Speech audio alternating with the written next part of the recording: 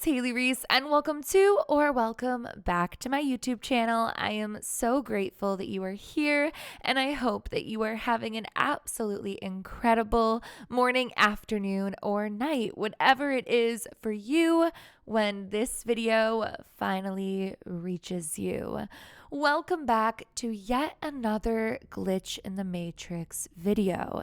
If you've been here on my channel recently, you would know that we've been diving deep into Glitch in the Matrix experiences, theories in relation to Glitch in the Matrixes, and more than that, just overall unexplainable things happening all across our world that lead us to realize things may not be as they seem, or are certainly not as we were originally taught. Today, we're going to be diving into 5 Glitch in the Matrix experiences that are so bone-chilling and terrifying, they may just have you up at night questioning what the hell is happening.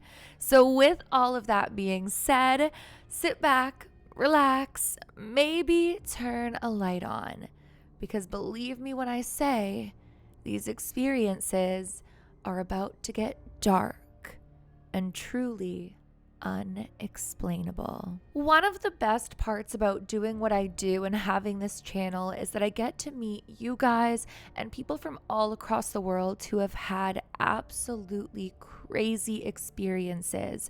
And this first Glitch in the Matrix experience that I'm going to share with you is one that was shared with me and that I was given permission to bring here on my channel. Now, I'm going to do my absolute best to tell this story with the utmost integrity to the original story shared with me, but beyond that, with the same level of seriousness that David shared it with me. This experience has absolutely left David traumatized, and in his words, never viewing the world the same again.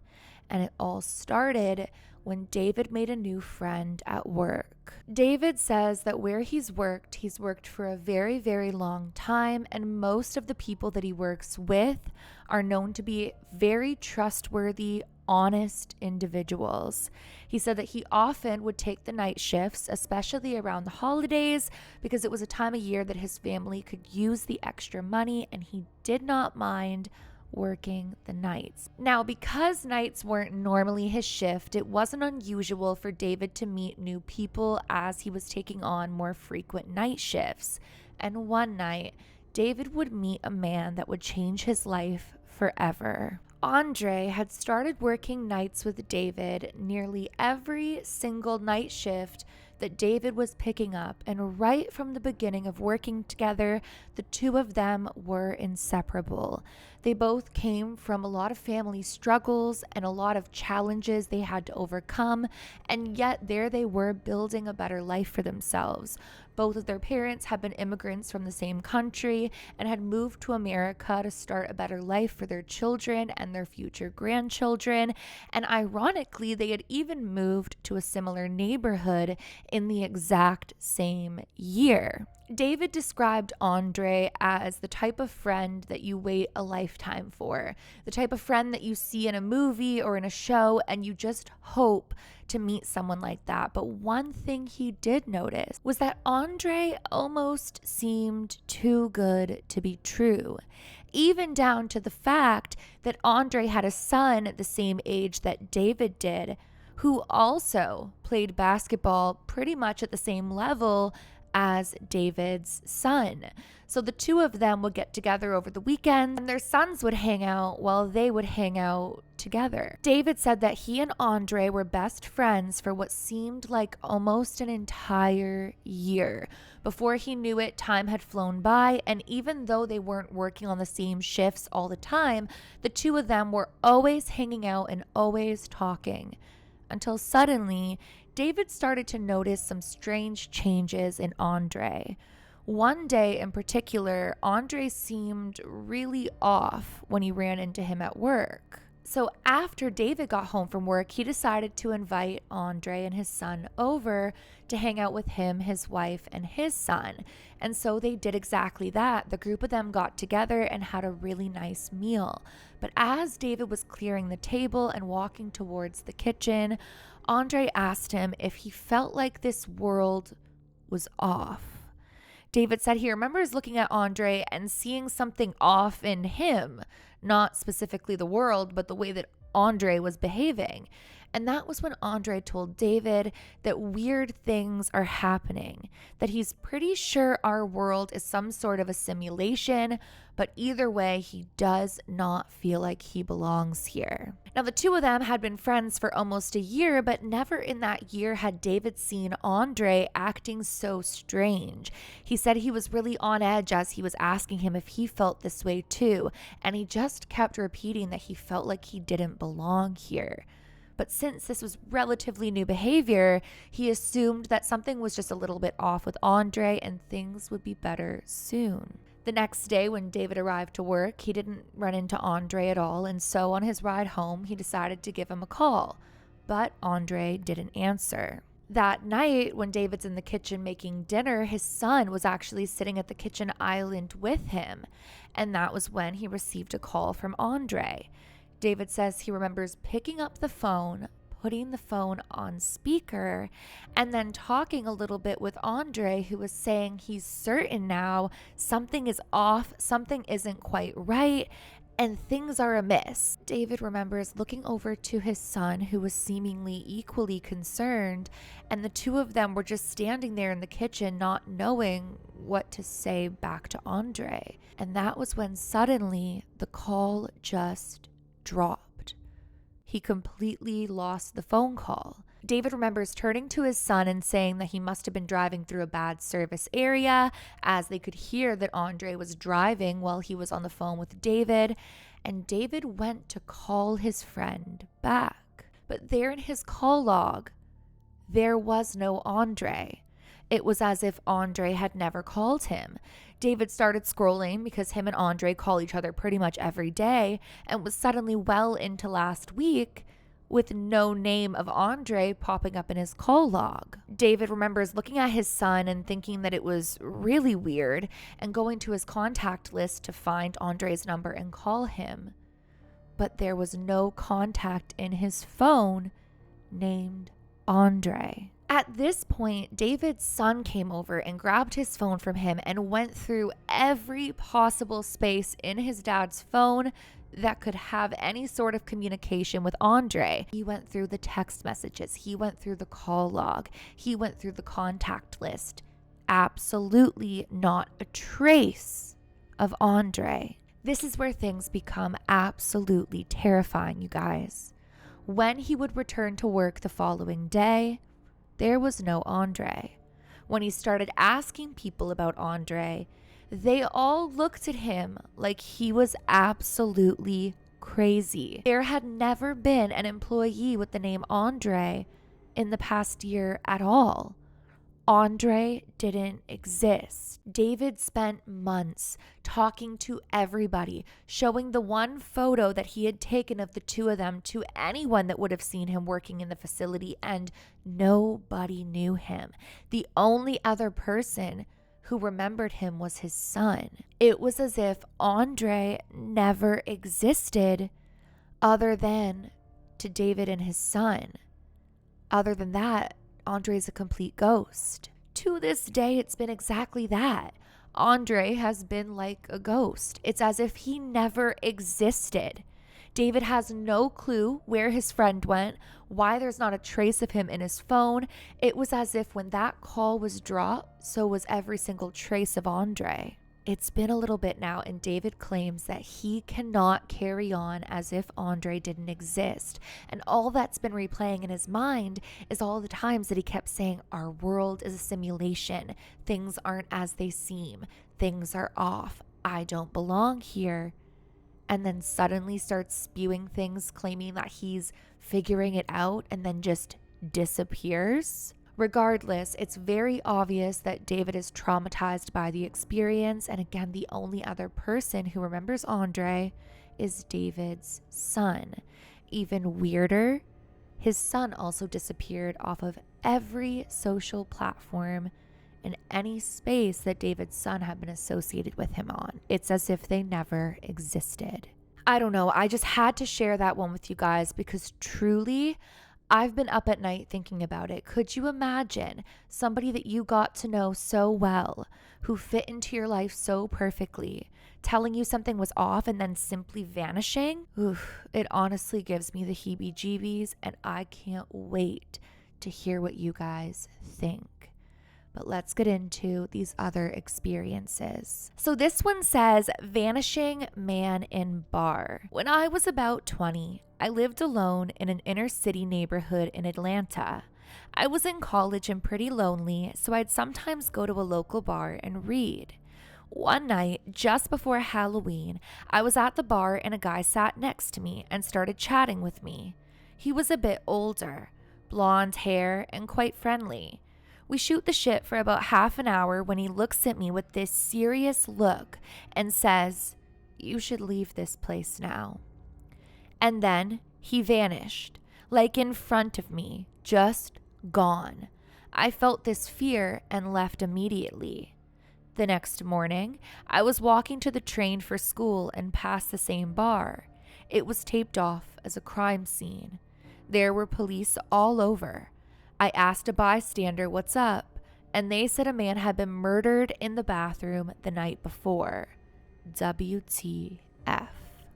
And when I read through some of the responses, one of the main questions was, did you find out if the murdered person was the same man that you'd seen?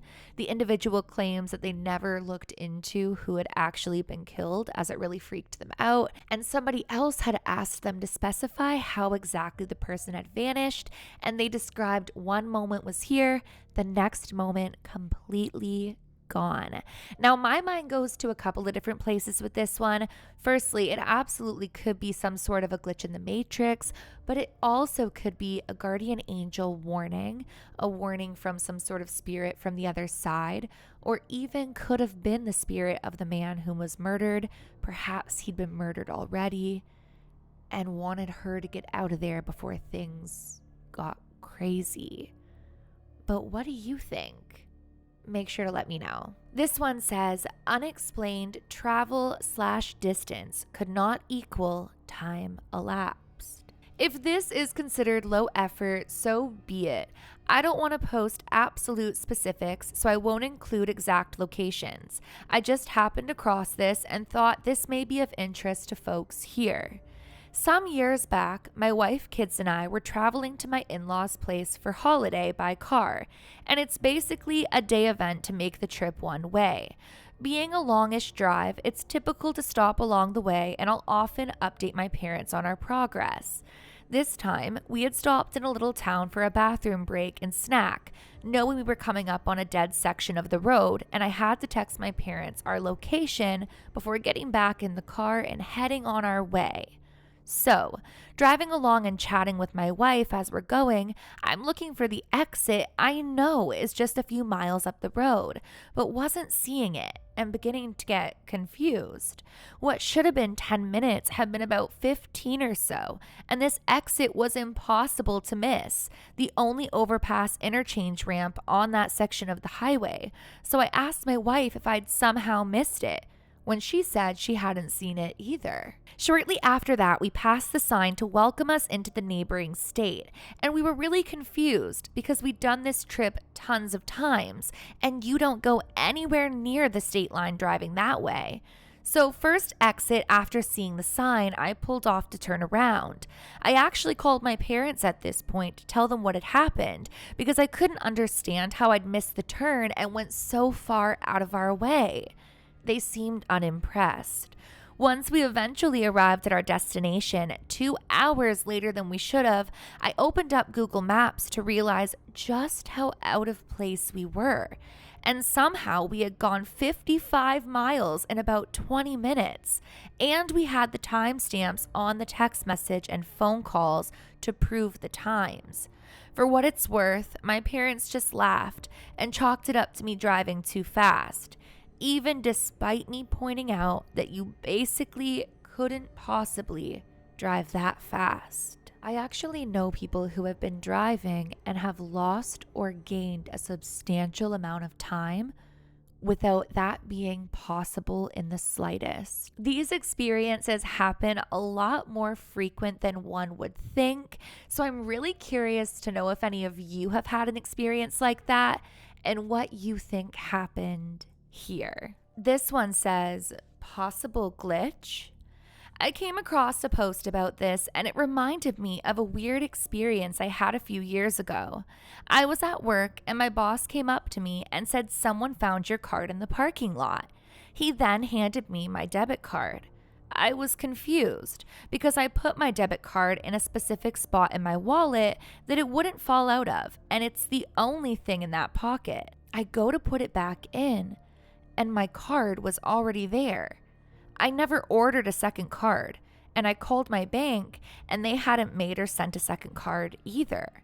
But both had identical expiration dates and security numbers, and no money ever went missing from my accounts. At the time, I was confused and I put the duplicate card in my wallet and forgot about it until tonight. They're both expired now, but I keep them because of how strange it was.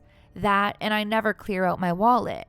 So maybe it was a glitch or some other random event. What I find so weird about this one is, for an example, I had to go get another card the other day, and when they issued me a new card, it was obviously a new card number, new expiration, etc. So how would she have gotten an exact replica of her card down to the same numbers on it?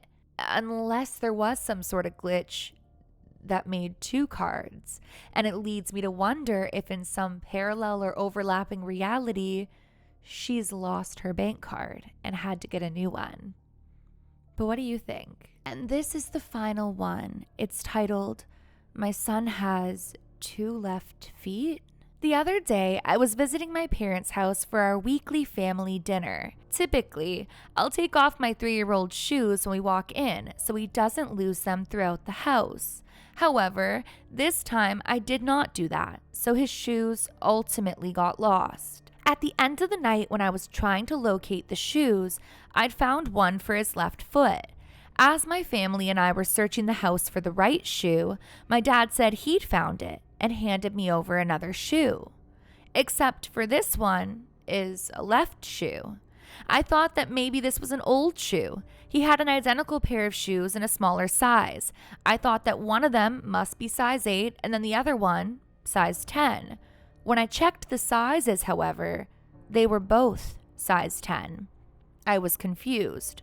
One of my sisters ended up finding the right shoe so that we could go home, but it left me wondering, where did that other left foot size 10 come from? I've been seeing so many experiences where people have the exact same shoe down to the exact same foot, but it's not meant to be there.